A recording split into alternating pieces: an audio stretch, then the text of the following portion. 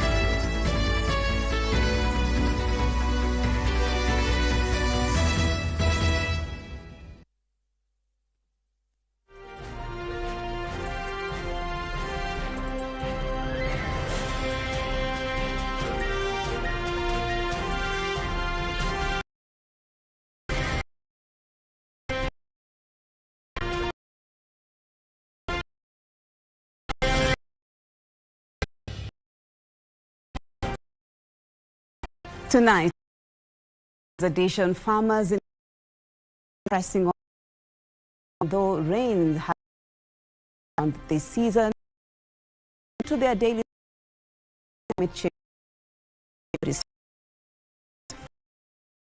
and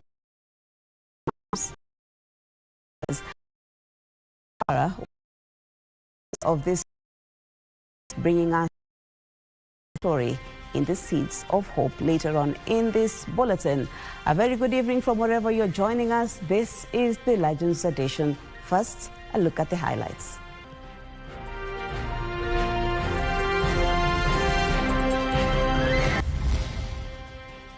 The pessimist complains about the wind. President William Ruto blasts the opposition, tells them to provide solutions and not block national progress.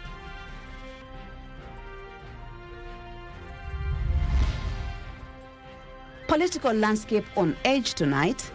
The countdown to next week's by-elections triggers fierce battles and open confrontations across several regions.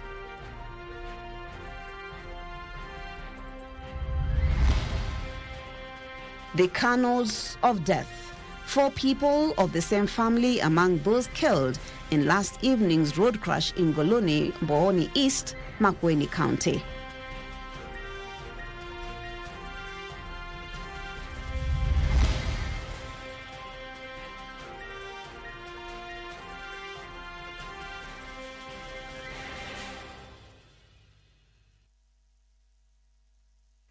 A warm welcome. My name is Mariambo and helping me on the sign language is Anne Wangeshi. Now we begin in Kisii, where President William Ruto has hit out at his detractors for being myopic in their public commentary on Kenya's development agenda. Speaking in Kisii County, the head of state faulted the pessimists, saying they should provide solutions and not block national progress. Let's get more with my colleague, that is JJ Kioria. The 11th anniversary celebration of a Gospel Embassy Chapel at Kisii Primary Grounds, Nyaribari Church constituency. The president made a spirited entry into Kisii in what appears to be yet another charm offensive in a region increasingly leaning toward the opposition through former Interior Cabinet Secretary Fred Matiang'i. Addressing the congregation, the president faulted his critics, accusing them of being narrow-minded. Unajua shida ya Kenya ni mambo mawili. Shida ya Kenya ni ile Biblia inasema kwa Proverbs 29 verses 18. Where there is no vision, people perish. Maono madogo. Nikisema ya kwamba tutajenga barabara dual carriageway kutoka Nairobi, wale watu wa maono ndogo, the people of average thinking, small thinking, wanasema haiwezekani. Ruto contends that the critics are resorting to covert tactics to discredit his development record. Niliona juzi wakati nilitoa taarifa yangu ya State of the Nation Address, vyombo vya habari walikuwa wanahangaika.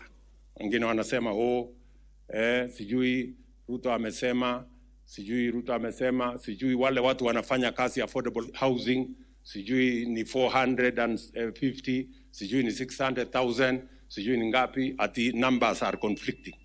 Hiyo ni sawa. At least we agree on one thing. Hamukuamini ya kwamba inawezekana. We are now arguing about numbers. Kama ni 400,000 ama ni 600, hiyo ni sawa. He nevertheless insists that his administration remains steadfast in implementing what he terms a progressive agenda for future generations. Mambo ya affordable housing inaendelea, kujenga masoko inaendelea, barabara zinaendelea, kuunganisha stima inaendelea, mambo ya hostels inaendelea. Tunaomba Mungu atusaidie ndio hiyo kazi iendelee.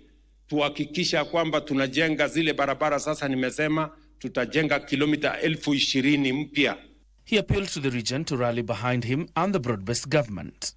Na mimi nilikubaliana na nyinyi ya kwamba tutashirikiana. Na nataka nisimame mbele yenu niwaambie watu wa Kisii, kwa vyovyote, juu chini, kulia na kushoto, mimi nitatembea na nyinyi. Focus tu ile ambayo umepanga, endelea kufocus. I want to thank you because you make promises and you keep them.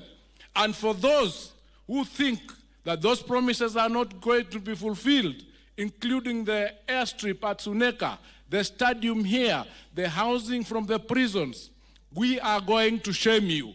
Watu wetu wa Kisii, mtu asiwaambie muone na muko na macho mnaona. Munasema namna gani? President Ruto, tutam. John Jacob Kuria, Legends Edition. And from Kisii, we now head to Meru, where the United Democratic Alliance UDA has intensified its campaign operations in Meru North as the constituency heads towards a high-stakes by-election in a coordinated bid to solidify support for Leo Muthende. Deputy President Professor Kithure Kindiki led a powerful battalion of members of parliament, MCAs and regional leaders to drum up support for Muthende. Now, during the charged campaigns, Professor Kindiki aimed at former Deputy President Rigathi Gachagua, accusing him of hostility and division in the Meru North race. He faulted Gachagua's party for what he described as petty antics and sowing seeds of discord instead of presenting a solid development agenda. Tafuta kiongozi ambaye ataendeleza sera ambazo ni sera za kusaidia wananchi wa hapa, na moja ya hiyo sera ni mambo ya elimu. Na mimi nisikisikiza kati ya wale wote wanaomba hii kiti, huyu wa Muthende peke yake ndiye amesema atahakikisha kila mtoto wa Meru North atapata basari ndio asome akuja atusaidia hapa kwetu. Ile muhimu ni siku ile tulikuwa tunawahitaji watutetee maendeleo, hatukuwaona. Mliwaona huku? Mliwaona huku? Saa hii ndio tumekuwa andwaitu. Kwani siku hiyo tulikuwa kina nani? Kwa hivyo sisi hatuna kisirani, na mimi sina shida na wale ndugu zangu wanaomba kiti wanashindana na Muthende. Kila mtu auze sera yake. Lakini yule mchokozi amekuja kutuchokora hapa, aambiwa hapa kuna wenyewe, sisi ni watu wa nidhamu, azituchokoze, sisi ni fire.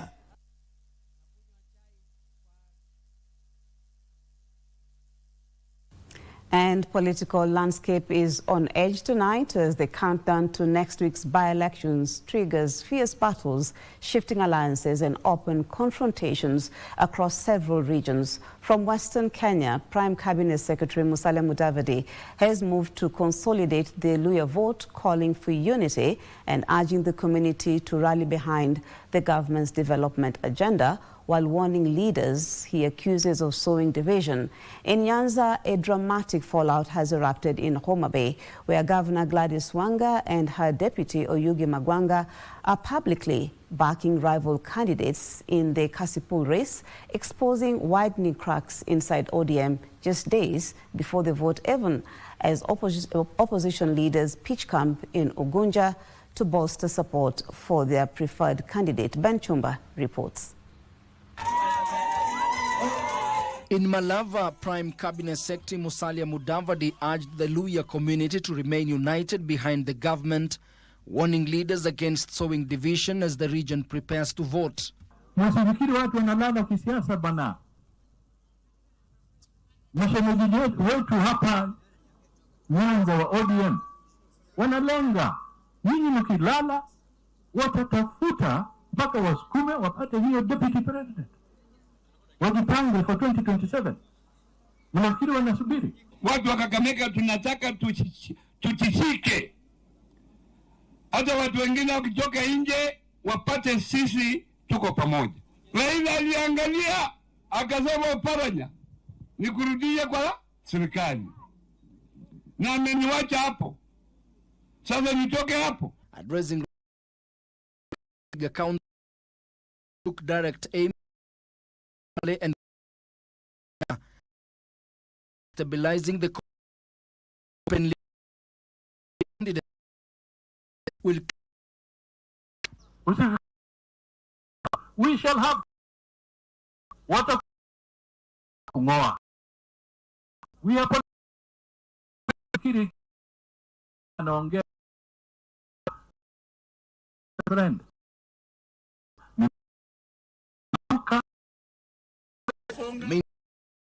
during a Natembeya in Kabuchai that left a trail of destruction. Natembeya, who was campaigning for MCA aspirant Eric Wekesa, castigated those he termed out to intimidate voters. A vehicle and a house belonging to a local politician were damaged. Risasi imekuja kama risawa. Imekuja kukuja. Hata gari moja kapigwa risasi kabisa kapasua kioo. Wale watu wengine wote ambao wako na risasi na bunduki wanatakana kunyang'anywa. In Homa Bay, a dramatic rift has erupted at the top of county leadership. Governor Gladys Wanga and her deputy Oyugi Magwanga are now on opposing sides in the heated Kasipul constituency by-election.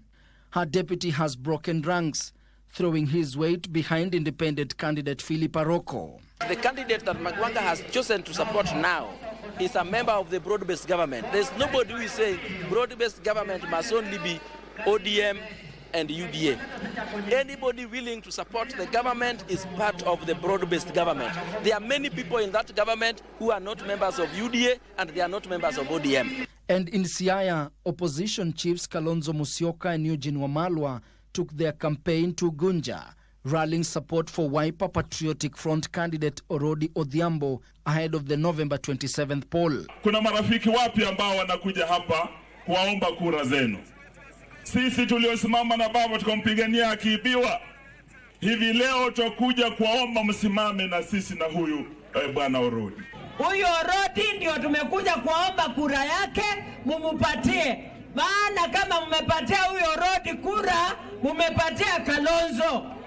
At the coast, Mijikenda Kaya elders are calling on the IEBC to guarantee free, fair and peaceful by-elections, warning that tensions witnessed in Malava, Kasipul and Magarini must not spill over into violence.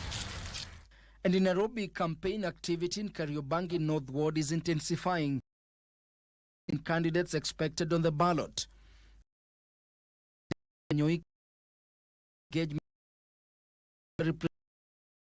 Niko tayari tufungue Iran mitaro bila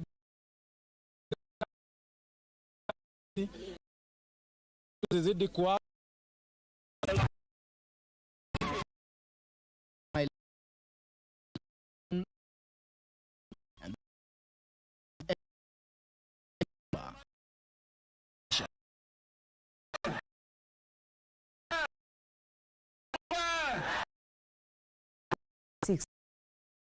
while 11 others in road at Ngoloni Tower Road.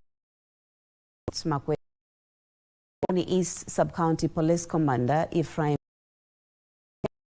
after the driver of a speeding lorry lost control, ramming into a stationary 14-seater public service vehicle. Among those killed are 4 people of the same family.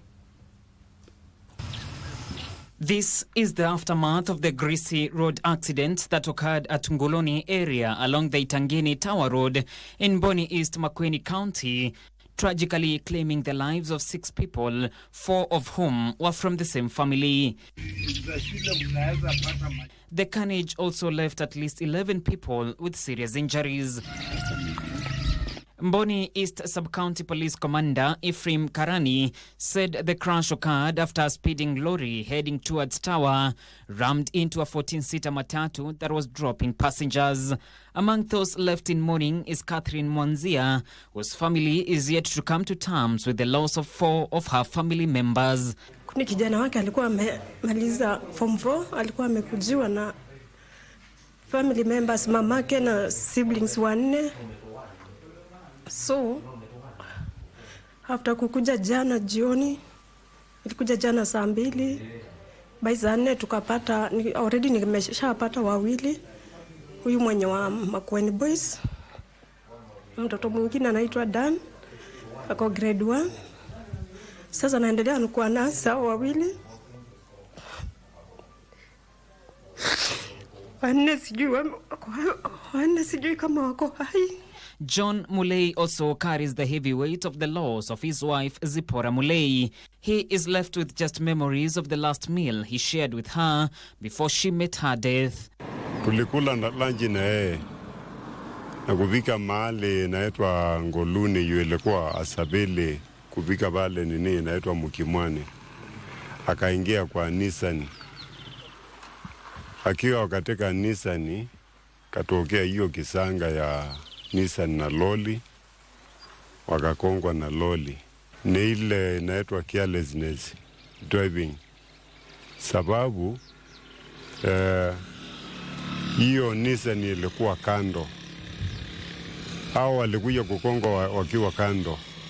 Na loli venye watu wanasema, wengi wanasema ilikuwa imekimbia.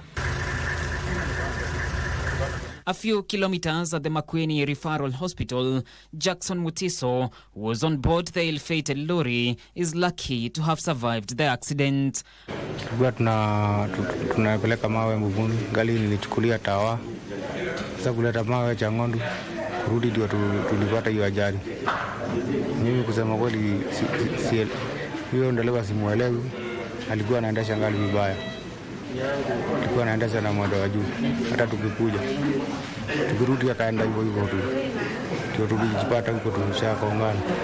According to the police, 4 of the 6 who died were children, among them a Form 2 student. Kuna kijana mdogo kabisa ako na miezi 7 ambaye amepata accident hapa. Kuna mwingine wa miaka 4, kuna mwingine wa miaka 8, na wote wako hapa, lakini kuna mmoja pia ambaye tumepata ako critical, na madaktari wamesema watampeleka ICU ile ambayo tuko nayo hapa kwetu Makueni, na tutajaribu vile tunaweza upate ili waweze kupata usaidizi. Their bodies have been taken to Tower Funeral Home.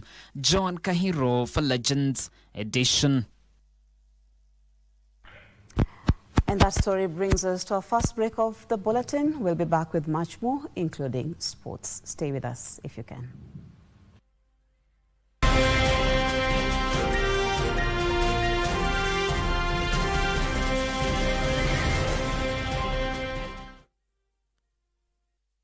When the hills gave way in Marakwet, thousands were left with nothing.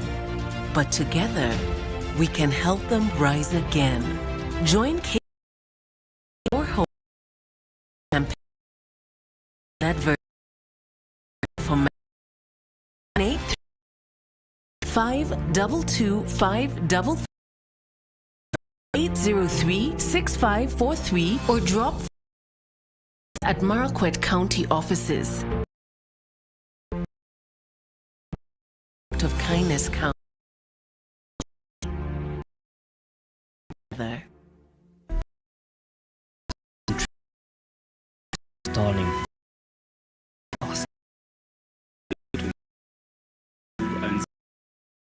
Sijui mvua itanyesha, wajua mvua ni yake. Nifanye kazi yangu, nimwashilie ile yake. Sasa hii ng'ombe zikiisha, jamii ya Wamasai wote wamefeli kimaisha. Nilikuwa na ng'ombe 100. Sasa niko na 80, 20 imekufa. Mbuzi nilikuwa na 200, sasa niko na 100. So hapo hakuna kujimudu hapo. Ni kungoja kukufa. Join me, Yusuf Farah, from Friday to Sunday at 9 p.m. on KBC Channel 1 as I bring you Triple Effect of Drought.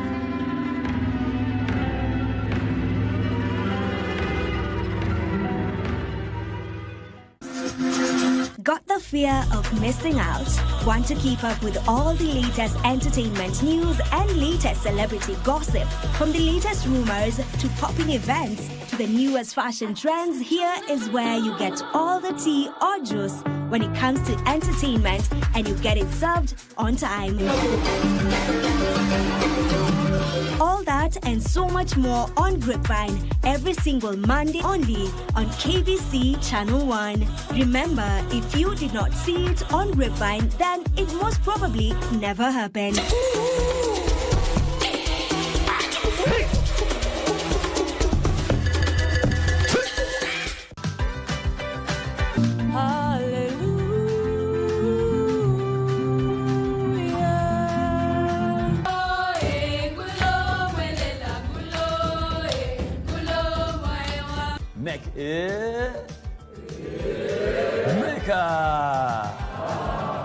Mshikamano nchini ndo nguzo ya ufanisi. Tukiondoa mitihani ya kitaifa itakuwa namna gani? Kufanya haya mitihani inaleta msongo wa mawazo kwa wanafunzi. Lengo wazi la kufaulu mtihani kuu ni kuwahimiza wanafunzi kujituma na kujifunza kwa bidii, kwa kuwa matokeo ya mtihani huwa na uzito mkubwa. Funga sentence kwa kuzingatia kiwakilishi cha idadi. Watatu wameenda sokoni. Watatu wameenda sokoni, makofi mpigie. Nomino magonjwa ipo katika ngeli gani? Pate Ryan. Uya. Tena Ryan. Uya.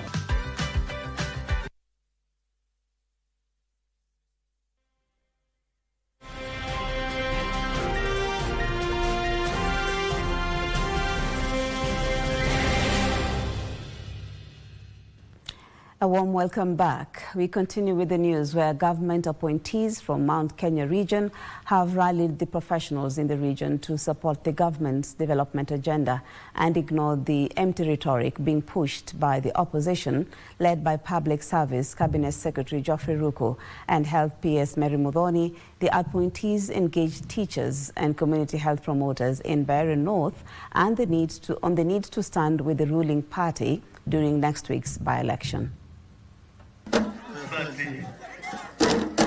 With barely 5 days to the Mbeere North region, the ruling party sent out its appointees from Mount Kenya region to engage teachers and community health promoters in Mbeere North as critical opinion shapers.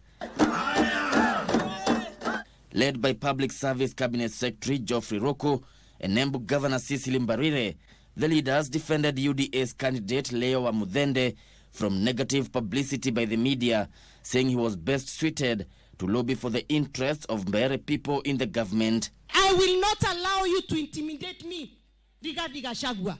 You will not intimidate me. And by Thursday, Rigathi Gachagua, listen to me very, very carefully. The people of Mbeere North have made a decision, and you will not change that decision. And those people with those sensational headlines. Jameni, leo mumefanya Leo Wamuthende akuwe mbunge wa Mbeere North. Harambe! The UDA candidate Leo Wamuthende promised to champion for the maintenance of hardship allowance for teachers of Mbeere North and better working equipment for community health promoters if elected in office. So mimi najua tutakaa na Minister of Health, PS wa Health ako hapa, na hii mikakati ya referral system. Hii referral system mnasema we find a way, because for sure any thriving healthcare system in the world works through the referral system. Public Health Principal Secretary Mary Muthoni implored public health officials and veterinary officers to enhance inspection of meat during the forthcoming festive season. And I want to urge the veterinary officers, ensure that you inspect meat from every person, from every slaughterhouse. And anybody who is selling meat during this festive season, it must be inspected. I want to urge the public health officers in the counties, do your job. We applaud you and we recognize you, but we really need that inspection takes place. Meanwhile, the Health Ministry, in collaboration with county governments, has enhanced surveillance along the borders after Marburg virus outbreak in Ethiopia. Yushuki Washira.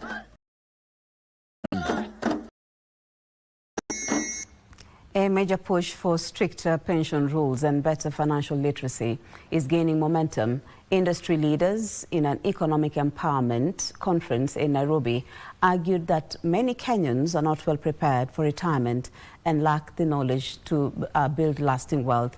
Our reporter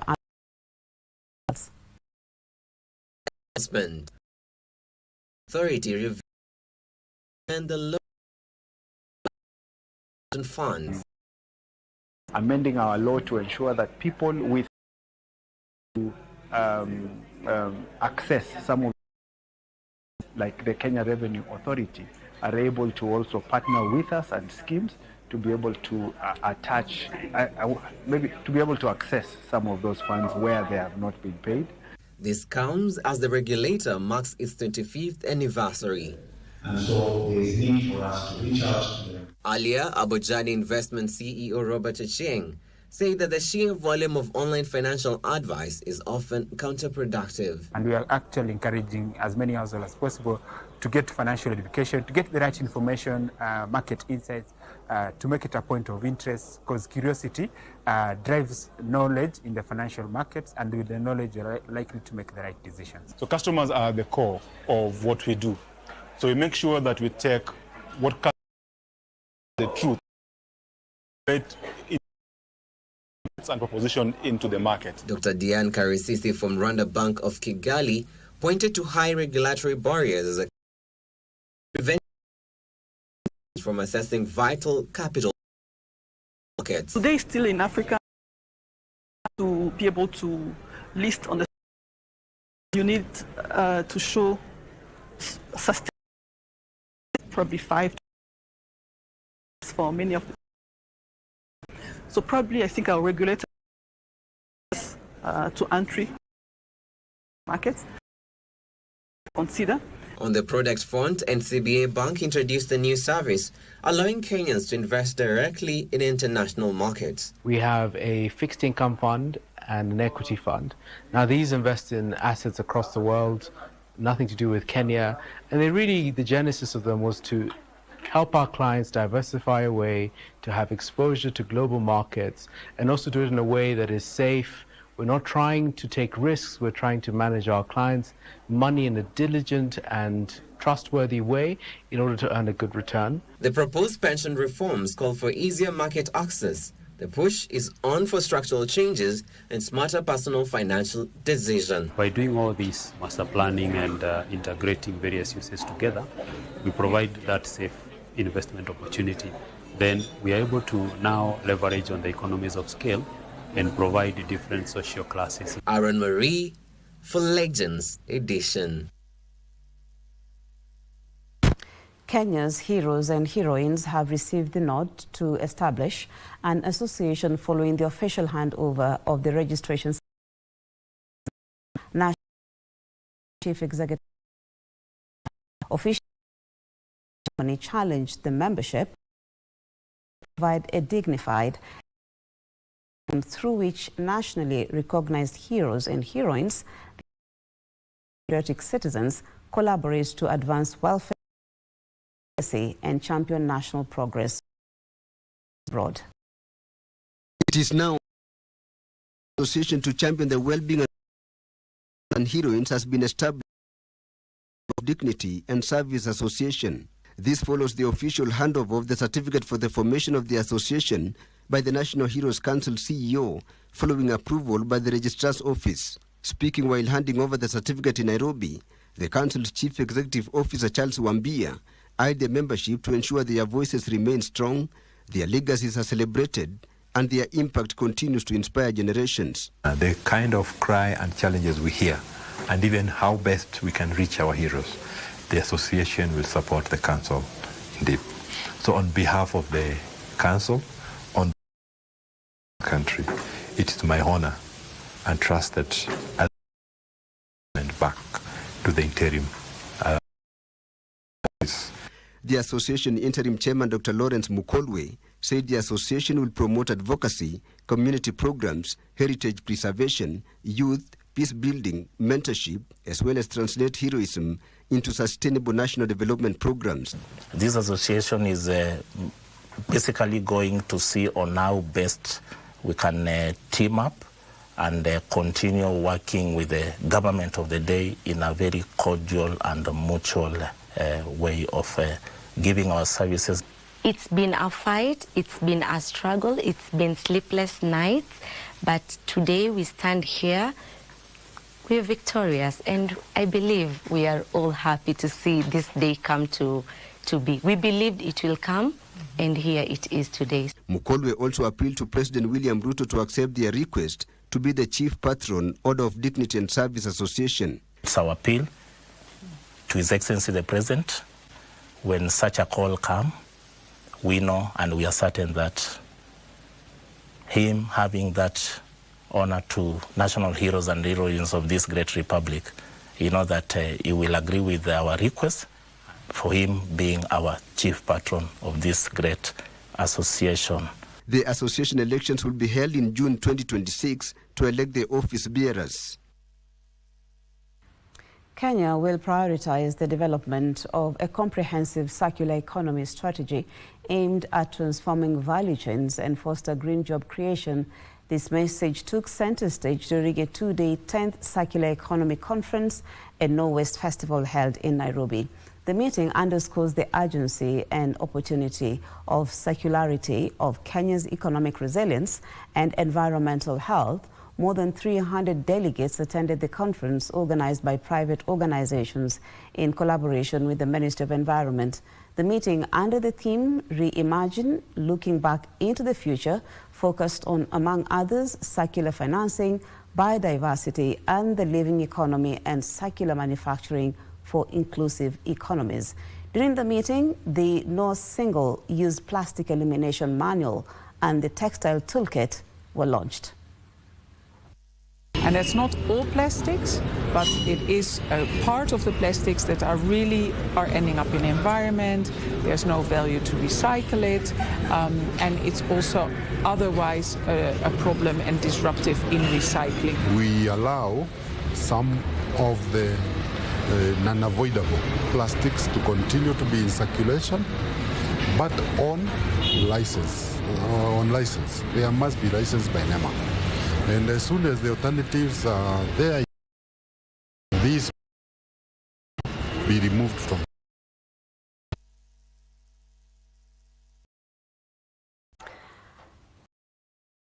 Story that had mentioned earlier, the seeds of the semi-to count planting or zero of the area, which is largely used for livelihoods. Rivers as is now grappling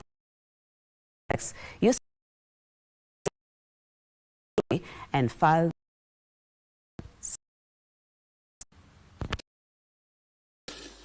at the Nzau family farm in Mitani village in Detani sub-location, Kitui County, Mwendo Nzau has 9 acres of farmland. Despite the morning heat, he is determined to ensure every inch in this parcel is properly ploughed. Closely following behind him is his wife. This tedious exercise is what ends for their family. The Nzau family does this despite witnessing failed rains for quite some time now. This is evidenced by this nearby parcel, where the family says it planted maize and beans in March this year, only for the rains to fail, and the few millimeters that did rain hardly enough to support the full growth of this plant. Tulipanda mwezi wa 3 na haijatoka, mvua haijanyesha na ikakime chini. Close by is another parcel the family started working on in the beginning of this month, but unlike previous years, the dreams of a bumper harvest is fading away fast. Siji kama nitafuna kwa vile isipokuwa mvua ikinyesha ndio niko na matumaini tu nitapata kitu. With his granary running low on stock, this father, desperate to make ends meet for his family, has to resort to other income-earning ventures like burning of charcoal for sale, but that too hasn't been fruitful, leaving him hopeless. Na miti ya makaa imeisha. Ile unachomanga wenye wananunua makaa wanakataa hii mti. Anaweza kukuachilia hiyo makaa miezi karibu 3. Ukitoka hapo ni kwenda kwa mtu anduka ili uone kama atakukopesha kitu. Despite the harsh times, the farmer says he will continue farming and hope for better days ahead.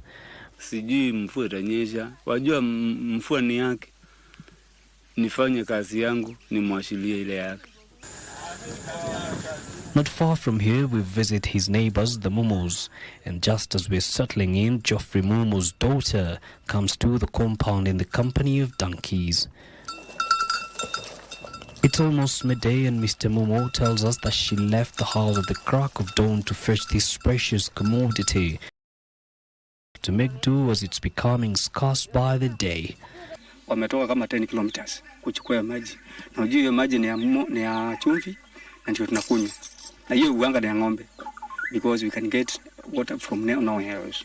His farm tells a story worse than that of his neighbor Mwendo Nzao. Here, the family has planted maize, cowpeas and lentils, and with the sky betraying them recently, their hopes of harvesting are dwindling fast. Tayari iko late. Sasa ni very late. Tunapanda onset ya mvua na tayari imepita inda kuanga November weekends. It's the hope of these two farmers and many others like them spread across the villages here that their fortunes will change soon, as the opposite of that spells doom for them. The first casualty itakuwa wanyama au wamevuka watakufa. Hata tayari saa hizi huko kando kumeanza kufa. Ukiona mbuzi, ng'ombe wamezeka. Si hata unaona kama zile ziko mbaya mbaya. So hapo hakuna kujimudu hapo. Ni kungoja kukufa. Siwezi nikalala kwa vile niko na watoto. Na nikikaa hivi mvua ikuje nyeshe nikose kupata kitu, watoto watanilaumu. Kwa vile naona hali ya hewa, naona hata kukinyesha hakuna mafuno tutapata mzuri. Labda tu kunde tu, lakini sio mahindi. The nearby Munyene River has been a major water source for the farming community in this area. But thanks to depressed rainfall, it now remains bare, leaving the communities humanitarian from state aid. Mvua inaendelea na mvua kama inasimama inakauka. Kenya Red Cross Society, while calling for a unified and collaborative approach from aid organizations seeking to come to the rescue of these communities that are desperate for aid, is warning that a lack of urgency will do more harm than good. Despite harsh conditions, farmers in this region continue tilling their farms with nothing but hope. And as the projected rainfalls continue missing in actions and rivers like this one running completely dry, they're left with nothing but prayer that someday the skies will open up and their farms will spring back to life. Isufar reporting for KBC Channel 1 in Kitui County.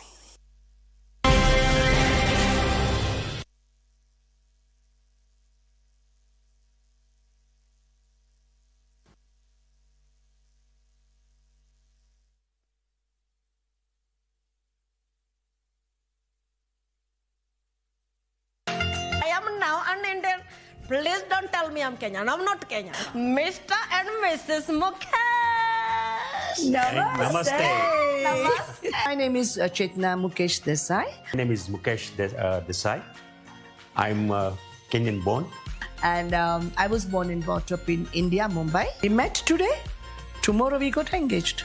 Mr. Mukesh, now this girl was brought to you. You don't know her, right? At that time, I didn't know her personally. So at that time, the girls didn't have much choice.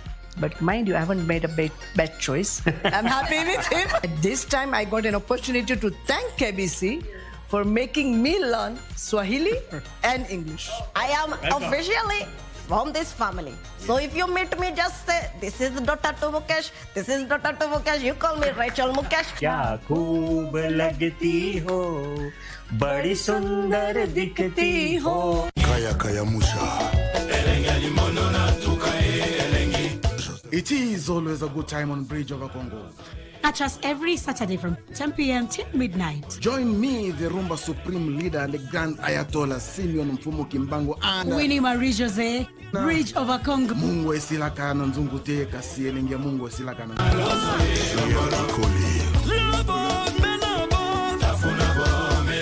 Chumvi huyeyuka chunguni, lakini ladha yake hubakia.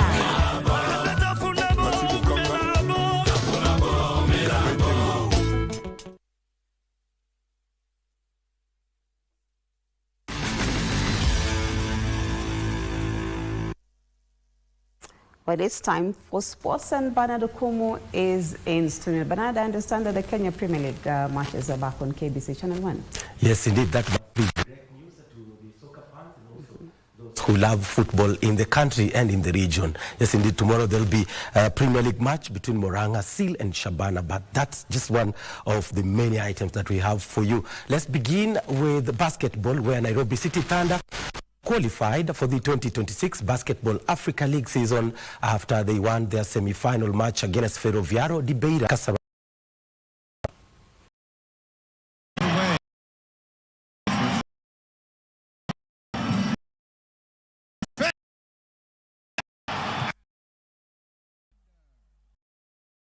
Corner, mid-range, it's good. And with the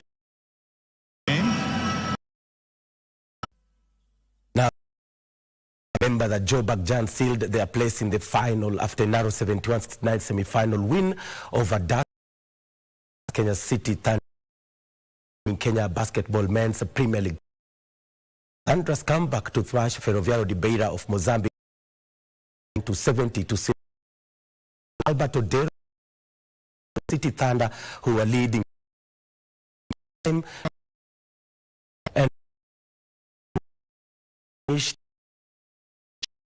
to win 7 Africa Road. Masig 53 seconds. South Africa and at the African Road Cycling African Championships Day 3 in Diani, Kwale County. Harley won the 4th gold for her nation in the women's 107.6 kilometers after timing 3 hours 10 minutes 31 seconds, beating Eritrea's Berikiti Fasehaye, who timed 3 hours 10 minutes 34 seconds, with Rwandan international Claudette Nyirarukundo sealing podium in 3 hours 10 minutes 49 seconds, as well as winning the under-23 title. In the women's under-23 107.6 kilometers race, Nyirarukundo struck gold ahead of compatriot Jazila Mamikazi and Eritrea's Susanna Fiseha.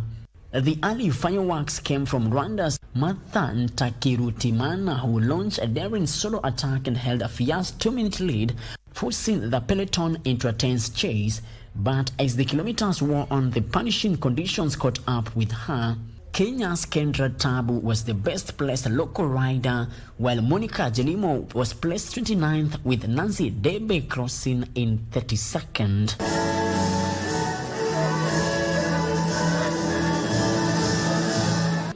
Had about a 2-minute gap until this last climb, so we didn't think we'd bring it back, but we kept pushing and managed to take it in the end. We kept fighting. My South African teammates were amazing. They were super strong as well. We were trying everything we could, and yeah, it worked out in the end.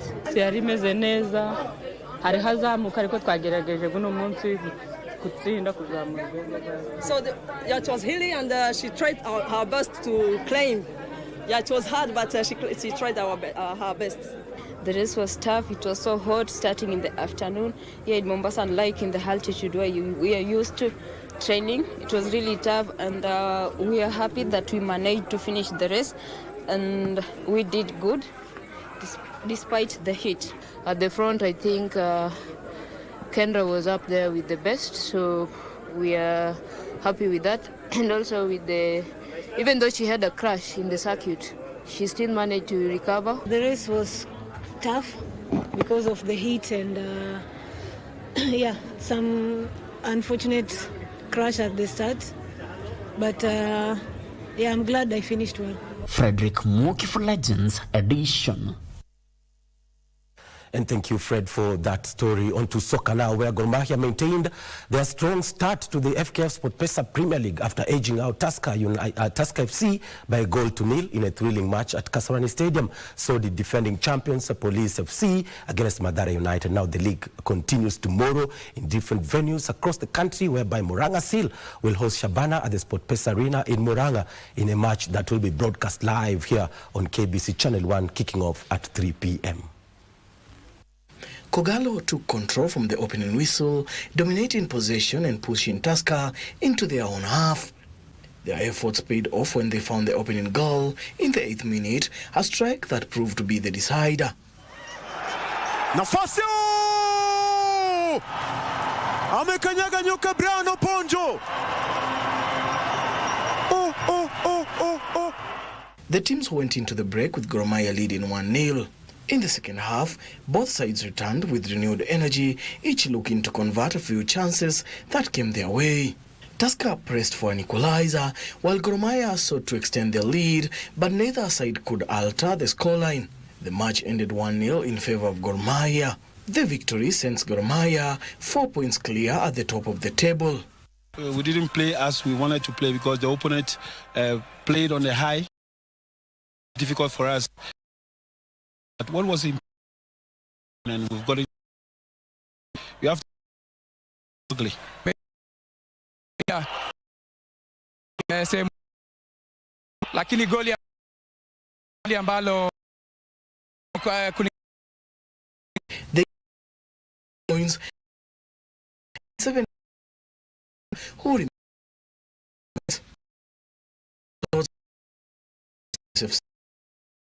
1-0 secured a narrow 1-0 win over Mara Sugar. Bidco United were held to a goalless draw by Bandari.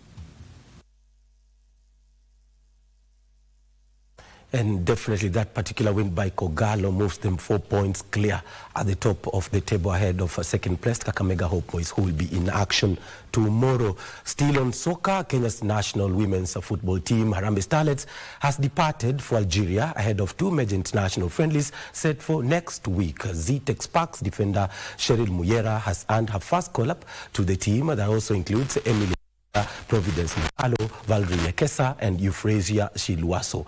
Violet Nanjala will miss out due to injury, while the Ulinzi Starlet duo of Tabitha Amoit and Lavenda Ann are away on military duties. Now Harambee Starlets will play the 26th of November again 4 days later with both Hilda ranked 8 solid opportunity 2020 a couple make the team finals of the 2020 Cup. Head coach upcoming game crucial for the fine-tuning the long-term campaign builds. Na najua tutashinda. Hii friendly tunaenda kucheza. Tunaenda kujituma kama mimi. Tunataka kuja na results.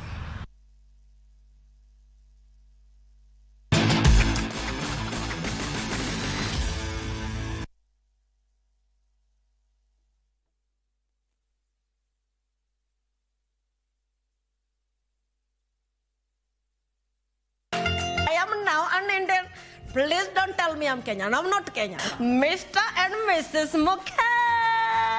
Namaste. Namaste. My name is Chetna Mukesh Desai. My name is Mukesh Desai. I'm Kenyan born.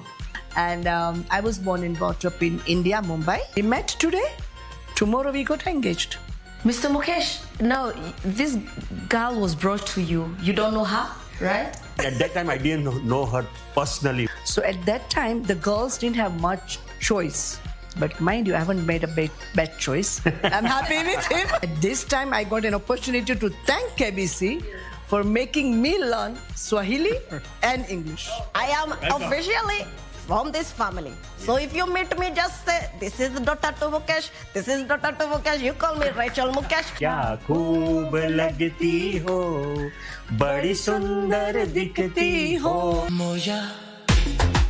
Get ready to feel the rush of the open road. From 19th till 23rd November, the African Road Cycling Championships come to Kwale County. Watch Africa's fastest cyclists from all over the continent battle it out on Kenya's stunning coast. Be there to cheer the champions or catch every thrilling moment live on TV. Don't miss it. The African Road Cycling Championships from 19th till 23rd November in Kwale County.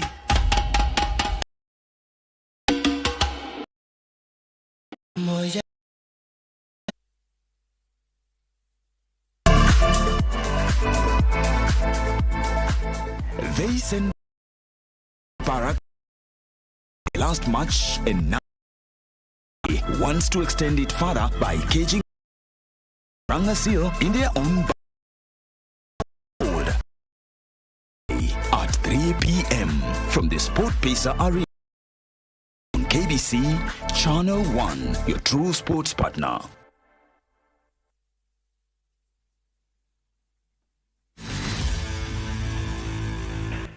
And welcome back on to golf now, where golfer Isaac Makoha missed out on a medal at the ongoing 2025 Deaflympics in Tokyo, Japan, after finishing 14th in his category.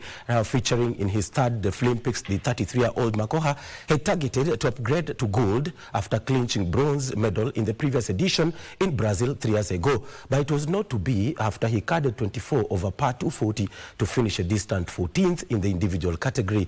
German John Allen successfully defended his title with an impressive 11 under par 205, securing his third consecutive Deaflympics gold medal.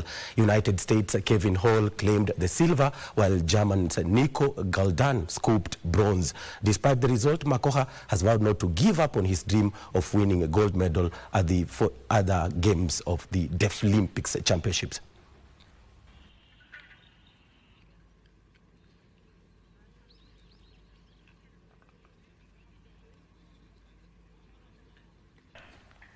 And former WBC Super Bantamweight champion Kenya's Fatma Zarika and Africa Boxing Union middleweight champion Rayton Okwiri made a winning return to the ring after boxing down their opponents during the Nightmare in Nairobi event held at the Mass House last night. Zarika won her bout on unanimous points, while Okwiri won his bout through a technical knockout.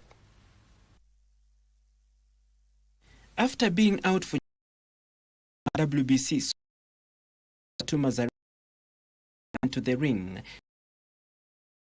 Kenya's Halima featherweight rounds fighting on after scoring 80-72 from the 3. It was her 35th win from the 51 times she had.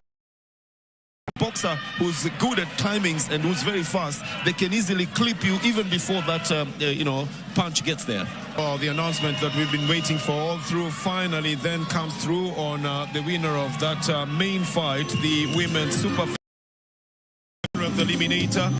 Rayton Okwiri also made a winning return after being too strong for Ugandan Mohamed Sebiala in their 8-round middleweight fight. Okwiri, now at the prisons department, was taken to the ring for the first time since September last year and proved to still have it in him when he won on technical knockout in the third round that lasted only 2 minutes and 30 seconds. Using Mohamed Sebiala to back up a bit and try and duck and not find out where he's going to.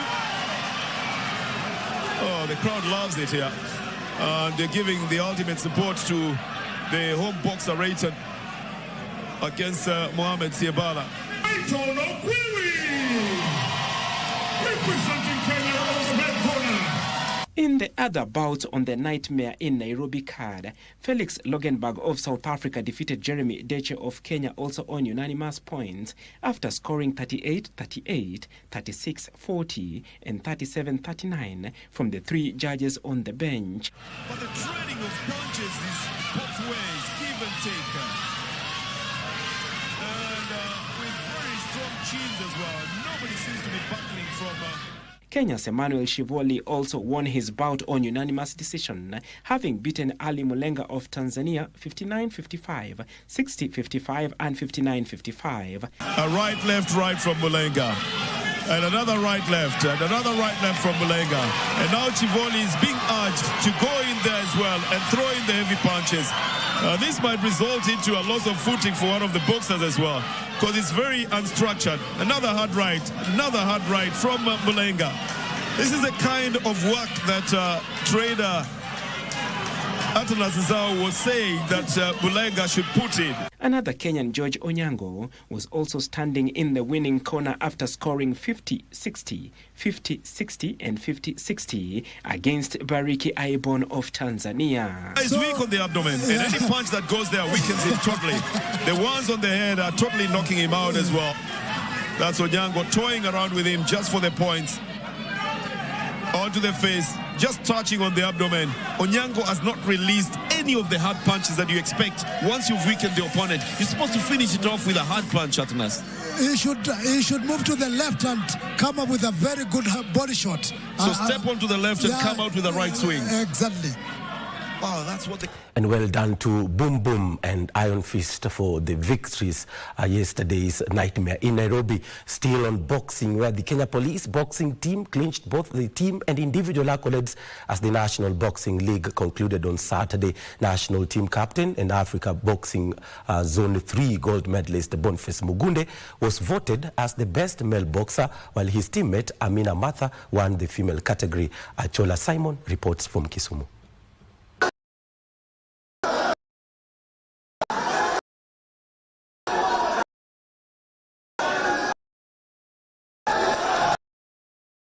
Of the Boxing Association in Kisumu saw Kenya Police reaffirm their prowess in the sport by dominating in each category.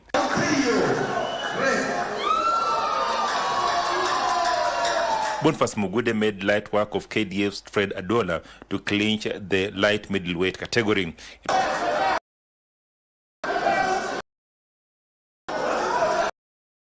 It was not all rosy as a beat Kenya Police the light heavy. Robert of Nakuru winning their at Kenya team points ahead who accumulated.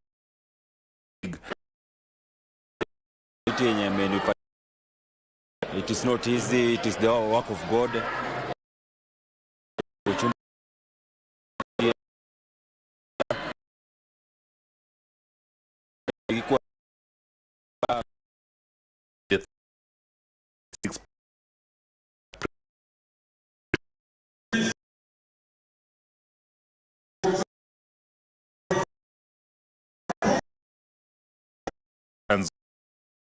Gold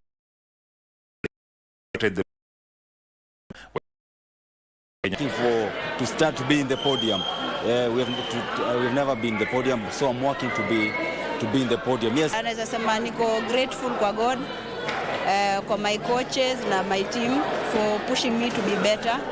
Na nasema nimefurahi sana, si kwa niaba yangu peke yangu, but kwa niaba ya wao watu wamewaka na mimi ku get to this position. David Muhune, the Boxing Federation of Kenya Secretary General, said this year's competitive nature of the league proved that the sport is on the right track and they can only get better. The league was very good, it was okay, and it has happened without any hitches, and we as the federation are happy about it, and we congratulate every team that participated, and we urge them that come next year, the same morale that they had, the same spirit that they had, we would like them to do the same. Muhune wants more counties to participate in the league as he seeks to grow the sport at the county level. Achola Simon, Legends Edition, Kisumu County. And to handball, where Nairobi Water women's handball team beat Amazon 47-12 in a Kenya Handball League match played at the Nyayo National Stadium. Nairobi Water made their winning intentions early on in the first quarter with a 14-2 victory before going on to extend their lead into the breather to 28-7. Amazon struggled in the third quarter, but their opponents made no mistakes as they went on to win 39-11, sealing their victory in the last quarter. Ulinzi Sharks women's team got who failed in the Cereals and Produce Board, Kenyatta University 30. Men's team beat Desert Scorpions 31-20. The league continued venue. And Nairobi United are set to kick off their CAF Confederations Cup group stage matches against Wydad Casablanca tomorrow in Morocco after their historic debut in the CAF Interclubs tournament, where they eliminated Tunisia giants Etoile du Sahel in the preliminary rounds. The Nai boys made it to the CAF Confederations Cup after lifting the Mozartbet Cup last season, where they also gained promotion to the FKF SportPesa League. They knocked out Uganda's NEC FC on away goals following a 3-3 draw in the first round, then went on to eliminate Tunisian giants Etoile du Sahel via penalty shootout in the second round following a 2-all tie. Nairobi United, the CAF Confederations, they were pulled in Group B. Azam FC, Maniema Wydad, they faced Maniema Union next Sunday before they take on Azam FC 3 Sean Moore edition.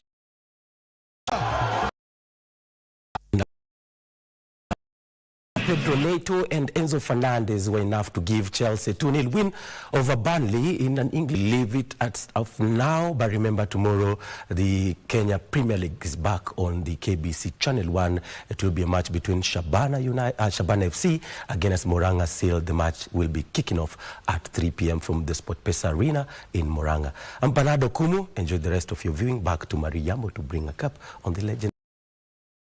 Thank you, Bernard, for this sports update. And of course, we bring the Legends edition to a close tonight. Thank you as always for your time and your company from all of us here. Have a good day. And of course, helping was Anne Mangeshe.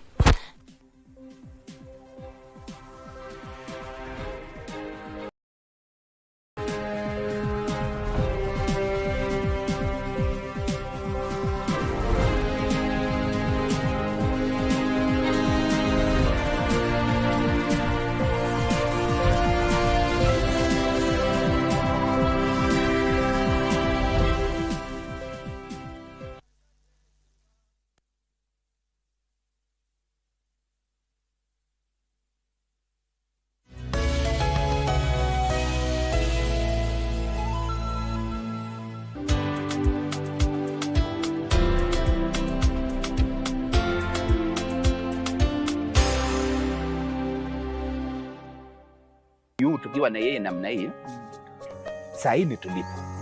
Kuna wakati kuna season, kuna wakati yenye ni violence, yenye anapika watu hata watoto hata nini. Saa hii ni at least